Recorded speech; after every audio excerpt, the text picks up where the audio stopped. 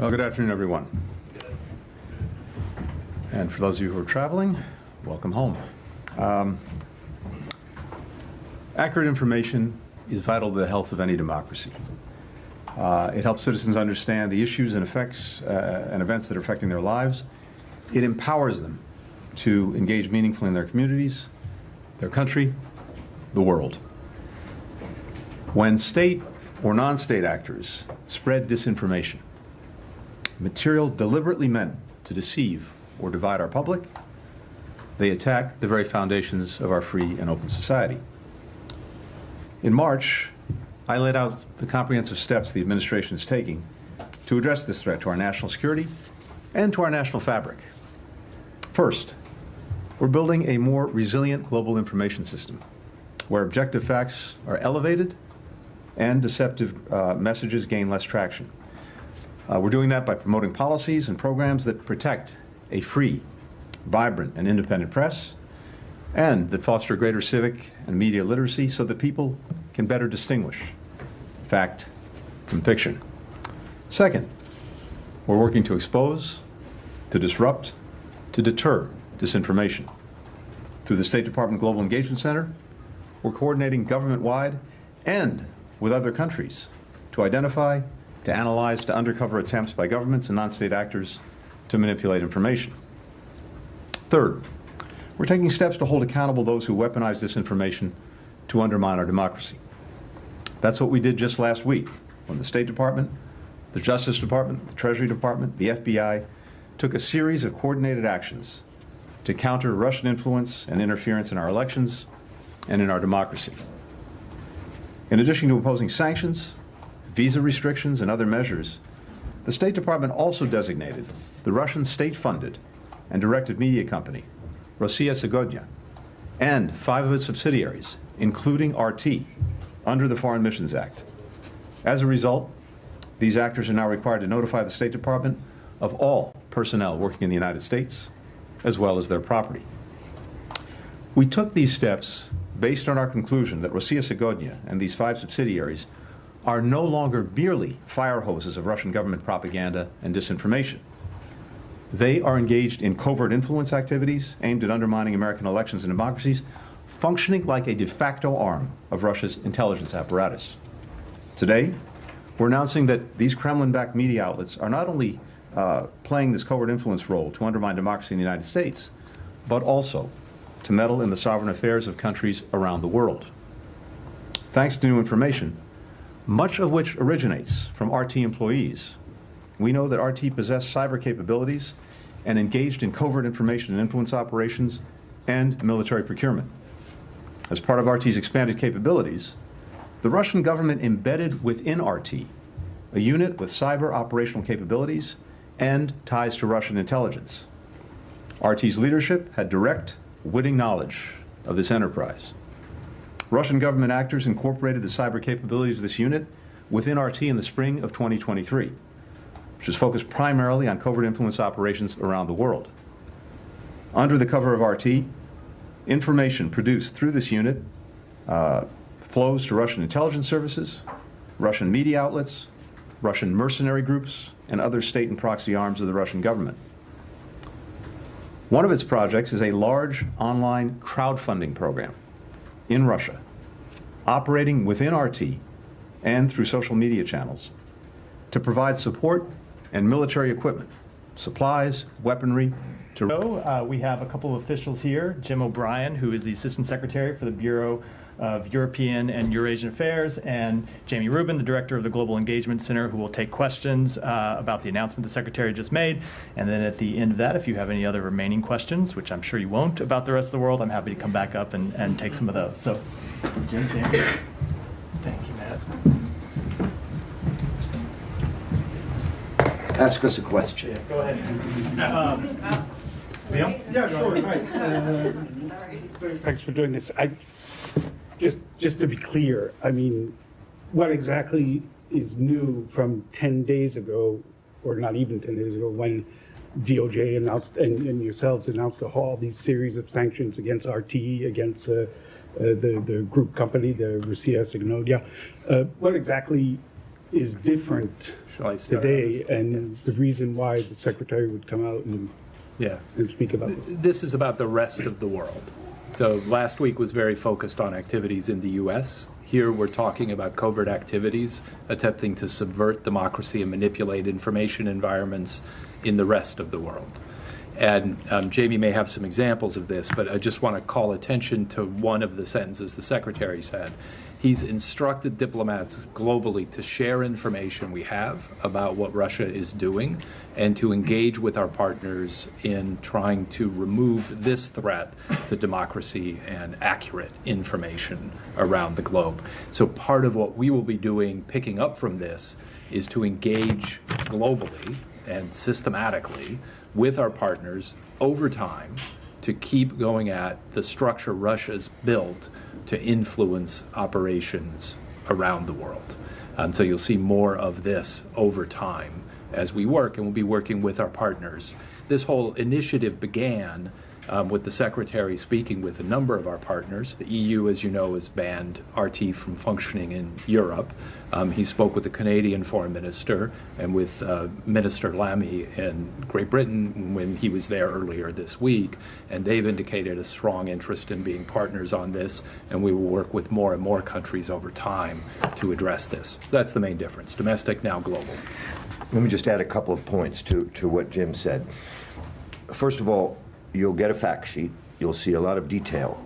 You'll see incredible detail about the way in which RT has become a clearinghouse for a set of covert operations, covert influence activities, intelligence operations de facto in country after country after country. There's an example in Argentina where they're trying to affect government policy. There's a threat in the South Caucasus where they will use these tools to affect governments there. There are examples in France, there are examples in Germany. Now, you may not find it dramatic, but in order for us to launch a diplomatic campaign around the world, first, you saw what I think most of us would agree was pretty dramatic here in the United States. The rest of the world saw that, and now we're saying to them, this is what can happen to you. Unless you toe the Russian line, they're going to use all of these tools under the mask of a thing called Rossiya Sevodnya. And the sanctions that were imposed that you'll see in the fact sheet are the strongest possible sanctions this government puts on. They're full, as Jim would know better, blocking financial sanctions. So we're exposing what they do in country after country around the world. We're using a strong sanction tool, but remember, sanctions are a tool, they're not a goal. What's the goal? The goal is for the rest of the world, and remember, you've asked questions for Matt for months and months about, the global south and why there's not more support for Ukraine in this part of the Middle East or that part of Latin America or this part of Africa. Well, one of the reasons, not the only reason, but one of the reasons why so much of the world has not been as fully supportive of Ukraine as you would think they would be, given that Russia has invaded Ukraine and violated rule number 1 of the international system, is because of the broad scope and reach of RT, where propaganda, disinformation, and lies are spread to millions, if not billions, of people around the world. What we're asking and what we're going to do, and Jim has warned me against this, but I'm going to do it anyway, is to use an analogy. Okay? It's only an analogy. It's not a precise comparison.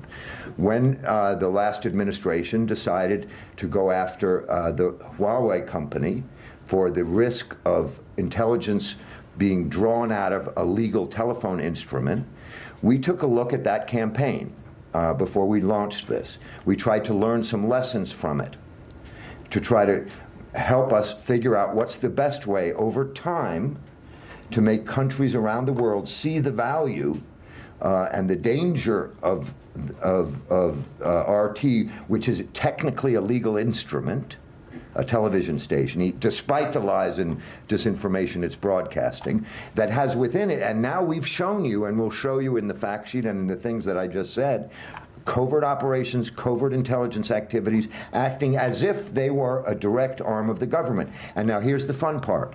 They've admitted it. Go look at what the leader of RT has said. They have said they are operating under direct instruction of Vladimir Putin. That's what they say they're doing. And we're saying they're fully integrated into the intelligence operations of the Russian government.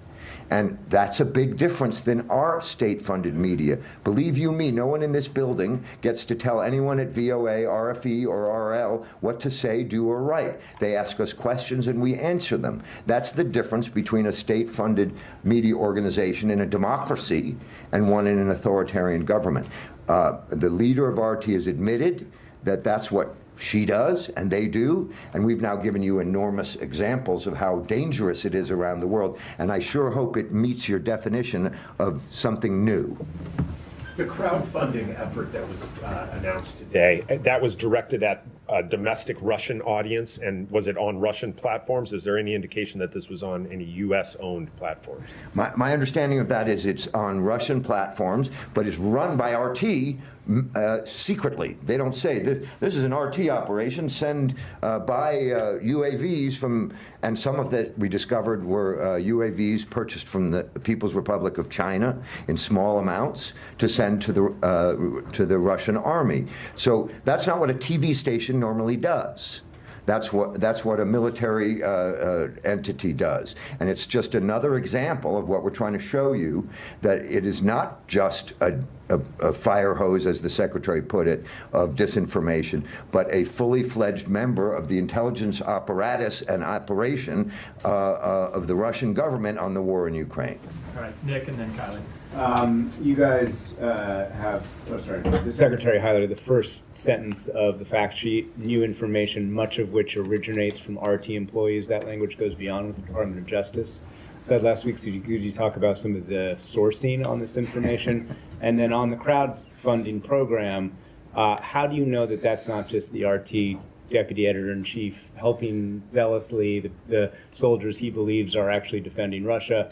How do you know it goes beyond that? And the PRC stuff, is that just dual use, or are you alleging that those are PRC weapons that actually went to Russian soldiers via RT? Thanks. I'll try.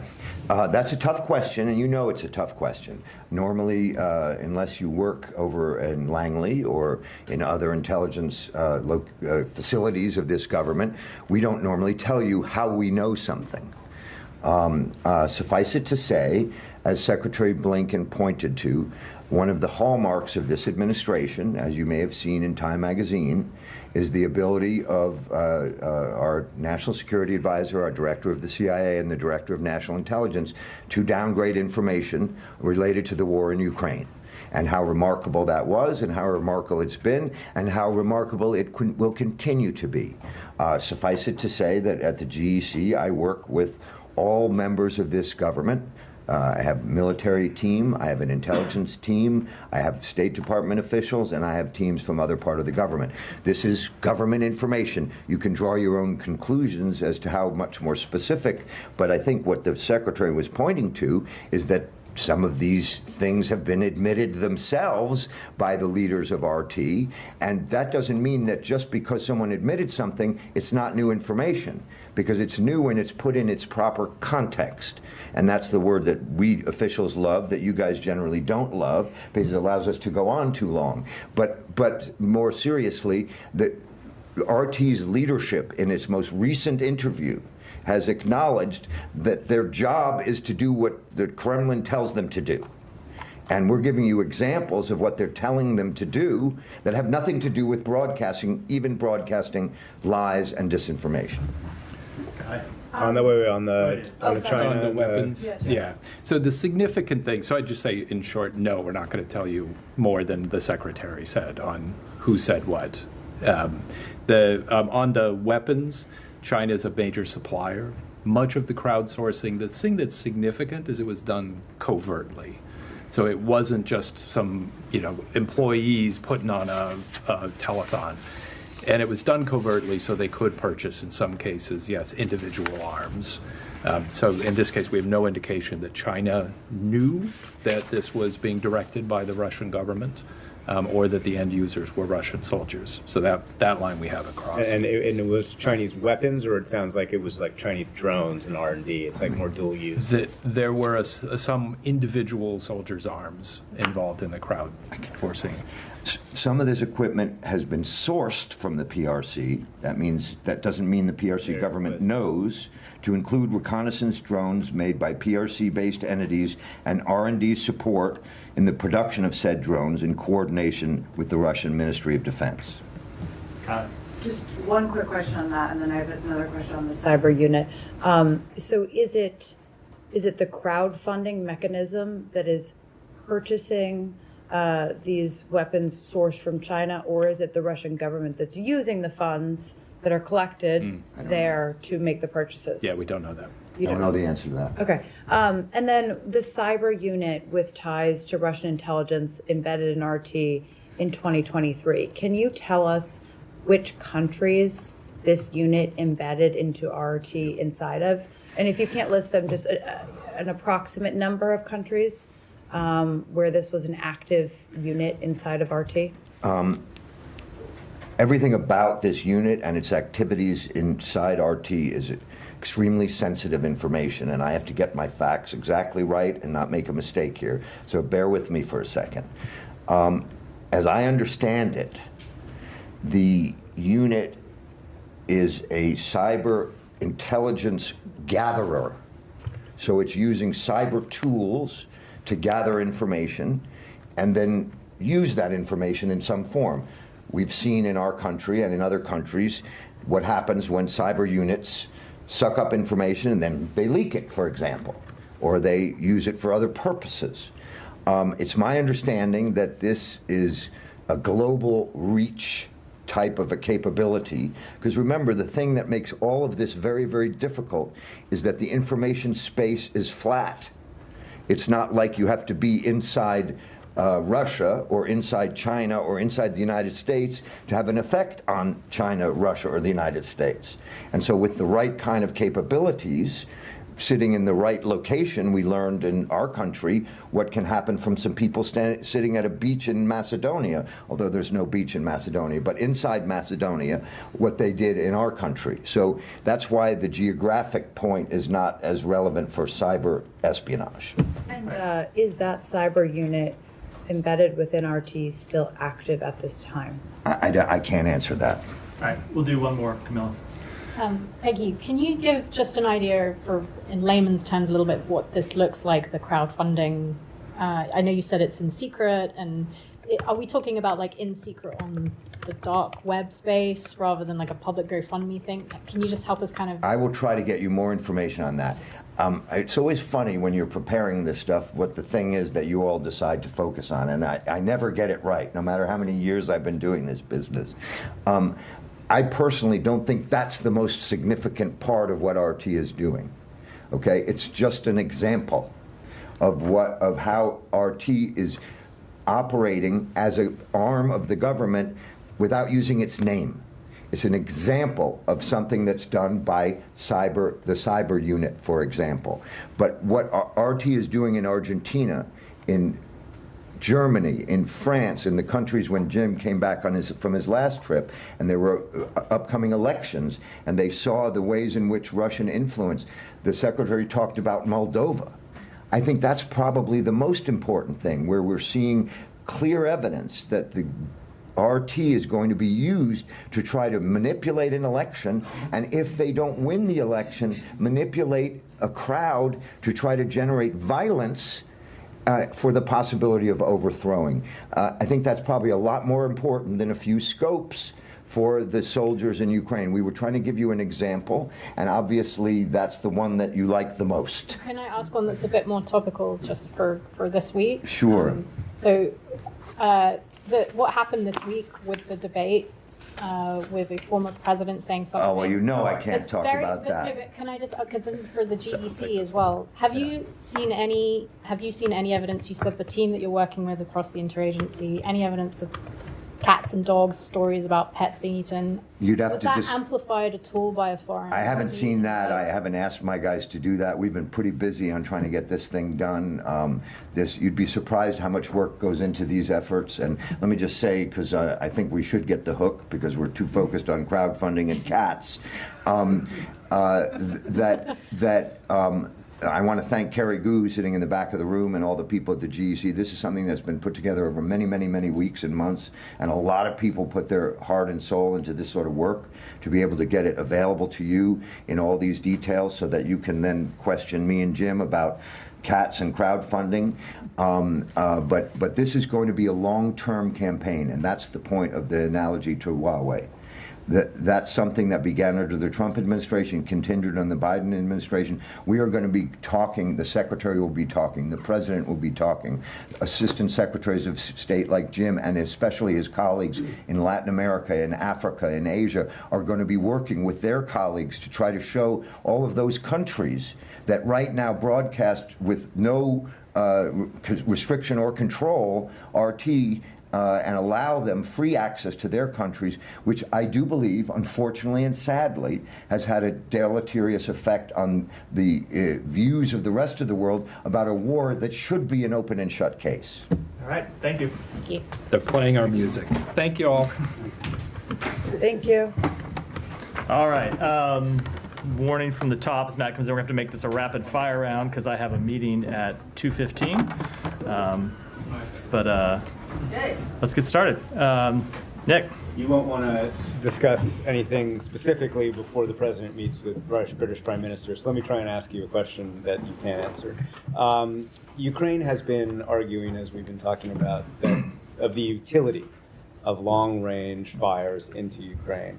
It has cited specific targets. It's cited an overall idea of how long-range fires would fit into the broader strategy of victory. So, in general, is that a message that the U.S. has been receiving? And is that a message that will be discussed between British officials and American officials? Obviously, this week's already been, but going forward when it comes to making the decision about. So, of course, we've been having those discussions with our Ukrainian colleagues. That's one of the things that the Secretary talked about with President Zelensky, with the Prime Minister, and with the Foreign Minister. Came up in all of his meetings in Ukraine 2 days ago, and they're making the case, as they have done consistently since the course of this campaign, where you've seen different times where they've come to make the case for different capabilities or different tactics or other different ways in which we could support them. Our job always is to listen to the case that they make and then think about, as you may have heard the Secretary say when he got this question, I don't know, multiple times while he was in the region, both what it is that we can make available to them, how they can use it, what the long-term strategy behind using those capabilities would be, and then we come back and discuss that with our colleagues here, and ultimately the President makes a decision. As you know, the Secretary had with him the Foreign Minister, David Lammy, and who I know is accompanying the Prime Minister. I'm sure that'll be one of the things that'll be discussed in the meeting today. I do think it is important to note that is not the only topic on the agenda today. We have a long-standing bilateral relationship with the United Kingdom. There are a number of things to talk about in those meetings. Ukraine is an important part of them. It was a large focus of our meetings in the UK, which the Secretary traveled to before Ukraine, but there are other things we talked about too, the war in the Middle East and any number of other topics. And would a U.S. decision about American long-range weapons, would that be made in concert or independently, perhaps, in a British long-range use of fires inside of? I don't want to speak to any hypotheticals. As of yet, we have not changed our policy. It's something we discussed with our allies. It's just something we discussed with our Ukrainian partners, and I don't have any announcements to make today. I'll just follow up on that. Let me go to Matt first. Matt, Can we give us something that you might actually be able to answer? We can try. Okay. You've seen the convictions in Congo? I have. Okay. So, I didn't know if you were. Okay, you have. Right. I'll send that off to our Kinshasa bureau. Yeah, we've seen them. Do you have anything to say about them? So we have seen that a military court in the Democratic Republic of Congo sentenced a number of defendants, including U.S. citizens, to death for alleged involvement in the May 19th attacks against the government. We understand that the legal process in the DRC allows for defendants to appeal the court's decision. Embassy staff have been attending attending these proceedings as they've gone through the process so far, and will continue to attend the proceedings and follow the developments closely. Right. Do you believe the proceedings so far have been fair? I don't want to pass judgment on the proceedings so far because we are still in the middle of the legal process. They do have the right to appeal. We're going to continue to stay engaged in monitoring and speaking to the defendants and their attorneys. All right. And sticking on court cases, if a former diplomatic security officer pleaded guilty today, charges on January 6th, do you have anything to say about that? The only thing I will say about that is we fully support the work by our colleagues at the Department of Justice to hold anyone responsible for violations of law on that horrific day accountable for those violations. Thank you. Yeah, Jillian. Do you guys have a response to what Putin said yesterday, which was basically that if this is a follow-up on Ukraine, if there were missile strikes, you view that as NATO entering into a direct war with Russia, including the U.S.? So a few things that way? Yeah, a few things about that. So number one, that's very similar to things that he has said over the course of the past 2.5 years. We've seen him make similar statements about things that the United States and its allies and partners, not all of whom are NATO members, some of whom are other partners of ours around the world. So it's not really a new statement by President Putin, but of course we pay close attention to everything that he says. I would say President Putin is the one who could end this war today if he wanted to. The only reason we are even having a discussion at all about the provision of American capabilities to Ukraine and the provision of capabilities by our NATO allies and the coalition of 50 countries that we've assembled around the world to Ukraine is because Putin continues to press this illegal war, that he continues to try to forcibly take territory of Ukraine. So if the president of Russia doesn't want to have a conversation about what capabilities we provide to Ukraine, there's a very easy way to get to the end of that conversation, and that's for him to end this illegal war. But do you dispute his? I don't know. Of course, it would not be an entering of the United States.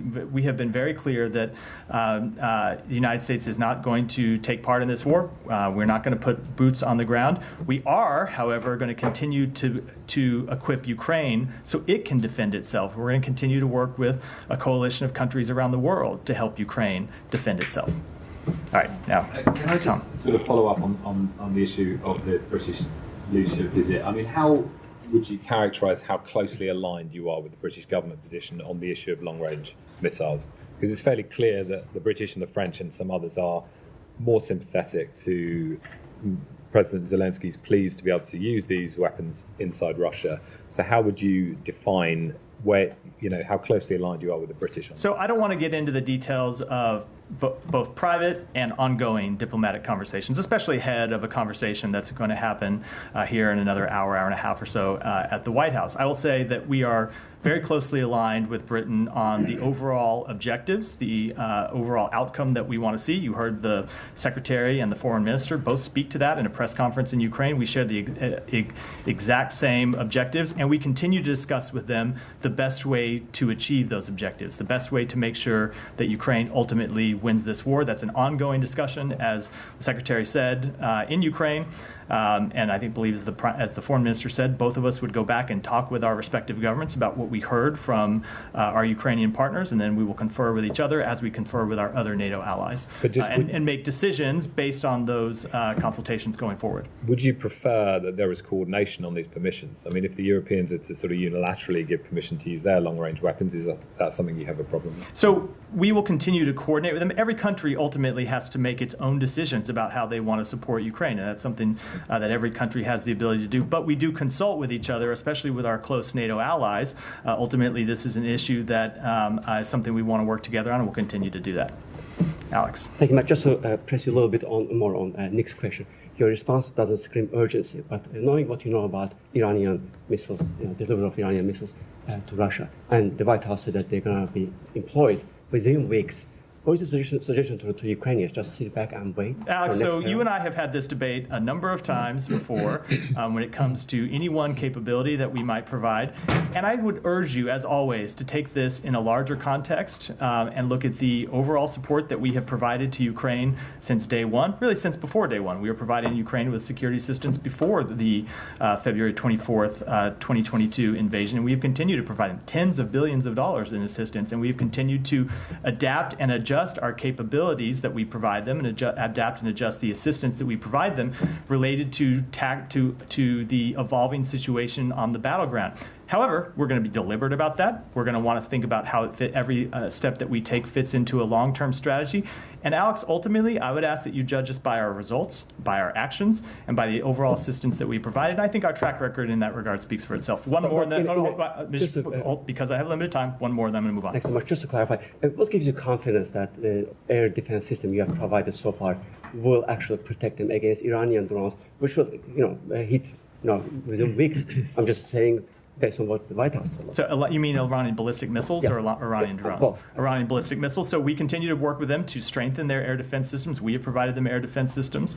A number of other countries have provided them air defense systems. And we're going to continue to work to bolster them, as well as continue to bolster their capability to take on Russian capabilities to launch those attacks in the first place.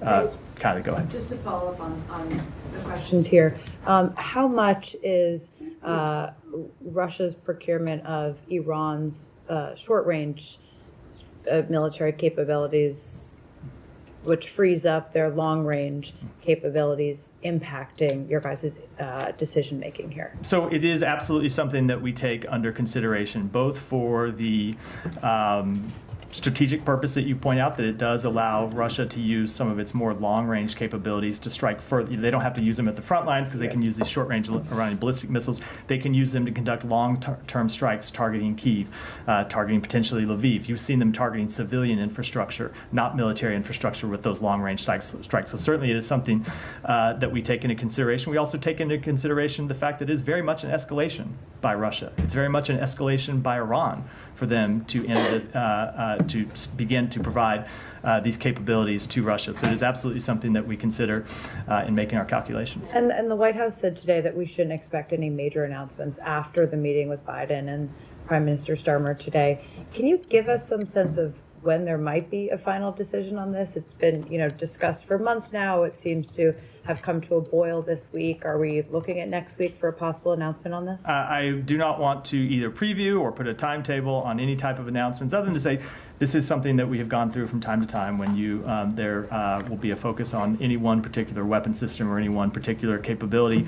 And as always, I would just urge you to look at the way that we have consistently handled this, which is to be deliberate, to be smart, and to be strategic in about what we provide and when we provide it to our Ukrainian partners. Okay, Jani, then a couple more we have to wrap. You made quick questions. Russia is warning of the use of nuclear weapons, and North Korean Kim Jong-un is also ordering the mass production of nuclear weapons. North Korea trying to interfere in the U.S. presidential election. How do you predict North Korea and Russia's intervention in the U.S. presidential election? So we have been made very clear that we oppose any country taking steps to interfere in our democratic process here, and that we will take steps to hold accountable any country that does so. And you've seen us take actions in the past. On North Korea, yeah, a little bit more relevant. Do you have anything to say about the uranium? No, we obviously saw the video. It doesn't change our overall policy. Our overall policy. It's a new video. I don't know that it represents any new capability by the North Korean regime. We are going to continue to make clear that we will defend our South Korean and Japanese allies, and will continue to work for the full denuclearization of the Korean Peninsula. Do you think North Korea's seventh nuclear test is imminent, or just? I do not want to make any predictions on that. Geeta, go ahead. Thank you. On the eve of the anniversary of Mahsa Amini's death in Iran and the start of the Women Life Freedom movement, the UN fact-finding mission has issued its latest report on the situation of human rights in Iran. In short, it says that suppression of women's and girls' rights has intensified, and it is crushing women's activism.